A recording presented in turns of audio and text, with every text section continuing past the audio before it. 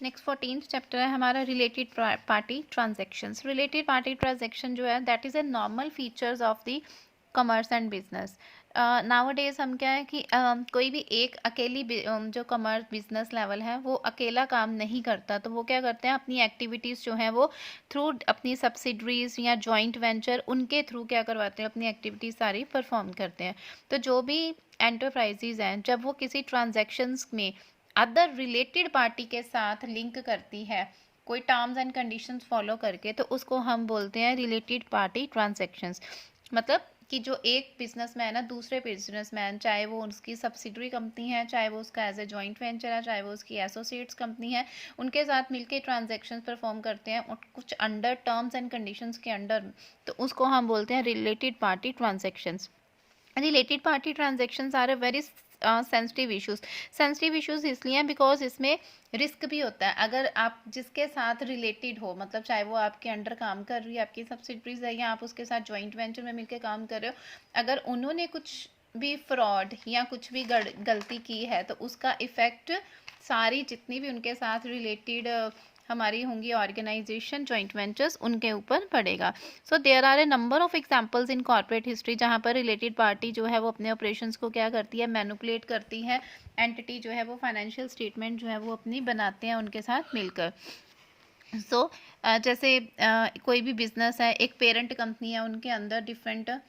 Subsidiaries जो हैं वो काम करती हैं, और कई बार सब्सिडरीज कंपनी जो होती हैं वो ओपनली वर्क नहीं कर सकती क्योंकि जो उनकी पेरेंट कंपनी उनके लिए क्या होगी, रिलेटेड कंपनी होगी। तो जो उनकी पेरेंट कंपनी उनको ट्रांजैक्शंस करने के लिए बोलेंगी वो सिर्फ वही ट्रांजैक्शंस क्या करेंगी, परफॉर्म करेंगी। फॉर एग्जांपल जैसे पेरेंट कंपनी ने उनको बोल दिया है सब्सिडरीज कंपनी को कि they do not engage in the research and development, कि वो किसी भी तरह की रिसर्च डेवलपमेंट में पार्टिसिपेट नहीं करेंगी, तो सब्सिडरी कंपनीज क्या करेंगी, वो सिर्फ जो पेरेंट कंपनी करेगी उसी के अंडर रह के काम करेंगी, उसके अलावा वो अपनी तरफ से अपनी कोई भी डेवलपमेंट, कोई भी नई रिसर्च जो है वो नहीं कर सकती।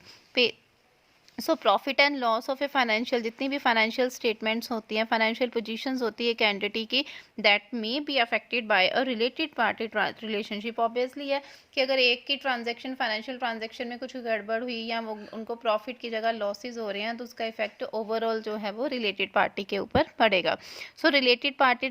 इनकी जो फाइनेंशियल रिपोर्टिंग है, अकाउंटिंग स्टैंडर्ड है, वो क्या होनी चाहिए, उनमें ट्रांसपेरेंसी होनी चाहिए, ताकि चाहे वो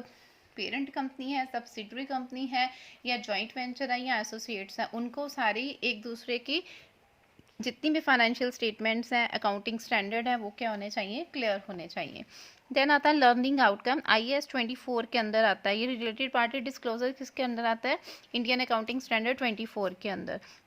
तो इसके अंदर उन्होंने कुछ, उनका मेन फोकस क्या है कि जब आप अपनी फाइनेंशियल स्टेटमेंट बनाते हो रिलेटेड पार्टी से रिलेटेड, तो उसके लिए आपको जो है कॉमन स्टैंडर्ड नॉर्म्स जो है वो फॉलो करने पड़ेंगे। ऐसा नहीं है कि जो पेरेंट कंपनी है वो कोई और नॉर्म्स फॉलो कर रही है और जो उसके अंदर सब्सिडरी कंपनीज है वो कोई और नॉर्म्स फॉलो कर रही है। तो जितनी भी पेरेंट और सब्सिडरी कंपनीज हैं या जॉइंट वेंचर कंपनी है, सबको क्या करने पड़ेंगे, IAS 24 के अंदर सेम जो स्टैंडर्ड्स जो हैं वो फॉलो अप करने पड़ेंगे, कि जो भी उनकी फाइनेंशियल पोजीशन या प्रॉफिटेबिलिटी फाइंड आउट करनी है, कैश फ्लो स्टेटमेंट बनानी है, वो हर पार्टी की ट्रांजेक्शन्स को क्या करती हैं, अफेक्ट करती हैं। तो उनको मैनेजमेंट को चाहिए कि जो भी डायरेक्टर्स हैं वो क्या करें, सारे स्टैंडर्ड्स को डिस्क्लोज करें, उनको इंश्योरिटी दें कि अगर वो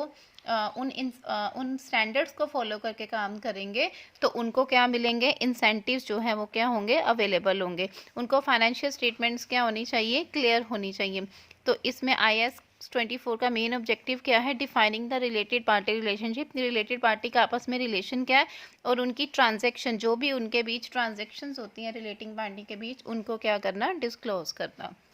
देन स्टैंडर्ड एप्लीकेबिलिटी, स्टैंडर्ड जो है वो अप्लाई होता है रिलेटेड पार्टी रिलेशनशिप के ऊपर, और जो भी ट्रांजैक्शन, जो भी वो एंटरप्राइज आपस में ट्रांजैक्शंस परफॉर्म करती हैं उनके बीच ट्रांजैक्शंस, और जो भी रिलेटेड पार्टी क्या रिलेशंस हैं, उनके लिए हमें स्टैंडर्ड कुछ जो है फॉलो करने पड़ते हैं। Standard shall be applied in the identifying the relating party, पहले तो उनकी बीच रिलेशनशिप क्या है और क्या ट्रांजेक्शन्स होंगी, उनसे रिलेटेड पहले रिलेशन आइडेंटिफाई होंगे। फिर क्या करना है, identifying the transactions between reporting entity and related parties, reporting entity जो है और रिलेटिंग पार्टीज जो है उनके बीच transaction. Then determining the disclosure data to be made about those items, ठीक है,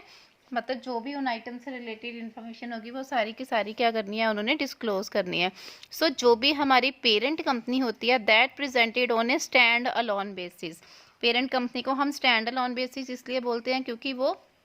IAS 27 के अंडर काम कर रही है, उन्होंने ट्रांजैक्शन जो है वो अपने अकॉर्डिंग जो है वो रिकॉर्ड करनी है। और जो सब्सिडरी कंपनीज होती हैं उनको हम डिस्क्लोज करते हैं किसके अंदर, रिलेटेड पार्टी ट्रांजैक्शंस के अंदर। जो भी उन्होंने सब्सिडरी ने स्टैंडर्ड वो फॉलो करने हैं जो उनकी पेरेंट कंपनी करेगी। तो पेरेंट कंपनी क्या है, स्टैंड अलोन है, जो अपने अकॉर्डिंग अपने स्टैंडर्ड फॉलो कर सकती है, लेकिन सब्सिडरी क्या है, रिलेटेड पार्टी है जो कि पेरेंट के अकॉर्डिंग ही अपने स्टैंडर्ड जो है वो फॉलो करेंगे। उसके बाद आ जाती हैं एक्सप्लेनेशन ऑफ की टर्म्स, कौन कौन सी हैं। फर्स्ट आ जाती है बेटा रिलेटेड पार्टी। रिलेटेड पार्टी अभी हमने बोला, related party that could be A related entity group company, जो भी एक ग्रुप कंपनी हो सकती है, सब्सिडरी हो सकती है, एसोसिएशन हो सकती है, जॉइंट वेंचर हो सकती है, मतलब या फैमिली मेम्बर हो सकता है, मतलब आपका फैमिली मेम्बर आपकी फर्म को आगे जो है वो रन कर रहा है, तो वो क्लोज फैमिली एंटिटी हो सकती है। तो ये सारी क्या होती हैं, रिलेटेड पार्टीज होती हैं, चाहे वो जॉइंट वेंचर है, एसोसिएशन है, सब्सिडरीज है, ग्रुप कंपनी है या क्लोज फैमिली मेंबर कंपनीज है, तो वो क्या है, रिलेटेड पार्टी टर्म्स है। अब एंटिटीज जो है डायरेक्टली और इनडायरेक्टली, चाहे वो एक या एक से ज़्यादा इंटरमीडियरी उसको कंट्रोल कर रहे हैं, तो वो आ जाती हैं रिपोर्टिंग एंटरप्राइज, ठीक है, डायरेक्टली या इनडायरेक्टली थ्रू वन और मोर इंटरमीडियरी, उसको एक या एक से ज़्यादा इंटरमीडियरी कंट्रोल कर रहे हैं, या एसोसिएशन है जो जॉइंट वेंचर है, यहाँ पर वो इन्वेस्टिंग कर रहे हैं, मतलब दो ऑर्गेनाइजेशन मिलके एक ही ऑर्गेनाइजेशन के अंदर इन्वेस्ट कर रहे हैं, वो जॉइंट वेंचर हो जाती है। या फिर डायरेक्टली और इनडायरेक्टली उनका वोटिंग पावर में इंटरेस्ट है, मतलब इट मीन्स कि डिफरेंट मेंबर्स उसमें वोटिंग पावर है, तो जिनके पास भी वोटिंग पावर होगी वो क्या होंगे, आपस में रिलेटेड पार्टीज होंगी, बिकॉज उनका उस ऑर्गेनाइजेशन में क्या है, इंटरेस्ट है। उसके बाद है रिलेटेड पार्टी ट्रांजैक्शन। अब रिलेटेड पार्टी ट्रांजैक्शंस क्या होती हैं कि जितने भी रिसोर्सेज या सर्विसेज या जो भी ड्यूटीज़ हैं ट्रांसफ़र होनी है between related parties regardless of whether a price is charge, मतलब रिलेटेड पार्टी के बीच में आपस में जो जो ट्रांजैक्शंस होनी है, चाहे वो रिसोर्सेज हैं, चाहे वो ड्यूटीज़ हैं, चाहे वो सर्विसेज हैं, वो जो भी उनके बीच आपस में ट्रांसफ़र होती हैं उनको हम बोलते हैं, चाहे वो बिना प्राइस चार्ज के, उसके मतलब कोई पैसे नहीं ले रहे अलग से क्योंकि अपनी ऑर्गेनाइजेशन के लिए काम कर रहे हैं, तो वो होती हैं रिलेटेड पार्टी ट्रांजैक्शन। उसके बाद है क्लोज फैमिली मेंबर, हमने बोला वो भी हो सकते हैं क्लोज फैमिली मेंबर, जैसे individual domestic partner and children, जो भी एक डोमेस्टिक पार्टनर है उसके बच्चे आगे उसको रन कर रहे हैं, children of the individual domestic partner, dependents जो हैं उसके ब्रदर सिस्टर जो हैं वो हो सकते हैं। तो ये फैमिली क्लोज फैमिली मेंबर्स होते हैं जो उस ऑर्गेनाइजेशन में एंटिटी में क्या कर रहे हैं, डील कर रहे हैं। कंट्रोल क्या होती है, पावर, कि जिसके पास फाइनेंशियल और ऑपरेटिंग पॉलिसीज बनाने की पावर्स हैं, जो उन एक्टिविटीज़ के क्या ले सकते हैं, बेनिफिट्स ले सकते हैं, उनको हम बोलते हैं control. Control is the power of the financial and operating policies of an entity so as to obtain benefit from the activities. ये एक नीचे एग्जाम्पल दी हुई है, एग्जाम्पल जैसे पी कंपनी है बेटा, पी क्या हुई, पेरेंट कंपनी, उसकी 2 सब्सिडरीज हैं क्यू एंड एल आर, ठीक है। अब आर के अंडर भी 3 कंपनीज आ रही हैं, एल एम एंड एन। अब पी जो है इनके साथ, पी का क्या है बेटा, इनडायरेक्ट, डायरेक्ट रिलेशन तो नहीं है लेकिन इनडायरेक्ट कंट्रोल कर रहा है पी किसको, एल एम और एन को, और इन तीनों को डायरेक्टली कंट्रोल कौन कर रहा है, आर कर रहा है। तो ये आपस में क्या है, सारी रिलेटेड पार्टी है, ये इनके साथ रिलेटेड है, ये एल एम एन आर के साथ रिलेटेड है, तो इनडायरेक्ट वे में वो पी और क्यू के साथ भी तो रिलेटेड हुई ना, क्योंकि आर पी के साथ रिलेटेड है, इसकी सब्सिडरीज है। तो ये पेरेंट कंपनी के अंदर जो आती हैं वो आपस में क्या, सारी इनकी ट्रांजैक्शंस क्या होती हैं, रिलेटेड पार्टी जो है वो ट्रांजैक्शंस होती हैं। ये यही इसका बताया हुआ सोल्यूशन, ठीक है, उसको होल्ड कर रहा है। जॉइंट वेंचर क्या होगा, जब सारे जाने मिलके एग्रीड हो गए हैं, शेयर कर रहे हैं अपने कंट्रोल को, ठीक है, जो कॉन्ट्रैक्ट उन्होंने किया है जॉइंटली, वो अपना जो बिजनेस है वो रन कर रहे हैं। Significant influence, power to participate in the financial, जो भी फाइनेंशियल और ऑपरेटिंग डिसीजंस में